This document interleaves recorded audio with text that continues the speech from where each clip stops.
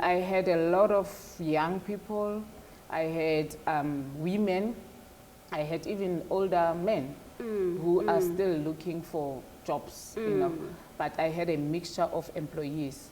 But sometimes, yeah, like the instructions, like I said, and when they get their salaries, they don't come to work, or sometimes they come barely drunk. Then and you have to deal with that. Yes, I'll just fire. Then I'll end up go CCMA. Yeah, but yeah, it was a very, very challenging project for me, like to manage people by Lahore. They are 125. And I got my first project with the Department of Human Settlement after that, which was a lot of money then.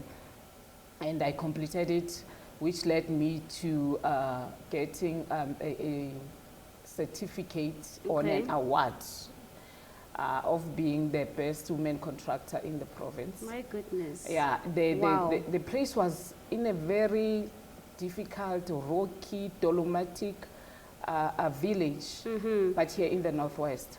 But I completed the project in record time because I always believe whatever I touch, it must succeed. It must turn into gold. Yes. You are indeed an amazing woman. Yes. But then when we were offline, you mentioned something that you've reached your rock bottom as well. Can you tell us more about that? Yes, I did. There was a time when there were no projects at all. And it was not easy. You know, you will knock with all the experience and the networking that I have. It was not easy. All doors were closed. I will sit with the highest men in this country.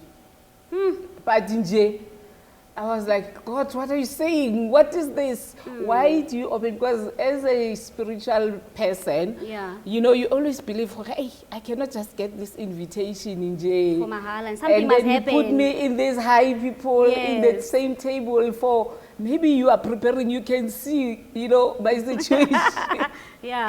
And then, and nothing will happen. You will cry, you will do it. But I believe that it was a season for me. I lost the car. I lost the cars. My not only a car. My goodness. And it was tough. I remember my son was in matric at some point. And you'll say, but God, why? Why are you putting me through this while my son is in matric? Why can't you? Why can't what you're saying is it's very important, because someone out there is watching and they're like, I'm going through the same thing. I had it all and I lost everything. Yes. How do we help that kind of a person, Mamu Akhe? How do you come out of that situation? What is it that you're supposed to do in that process that we can call maybe preparation process? In that process, you need to be patient. You need to trust God. That's what kept me.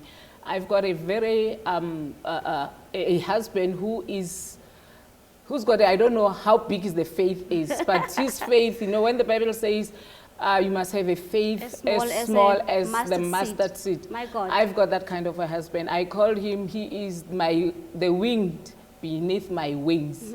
That's what I normally say to him. But what I will say to you, it's a season.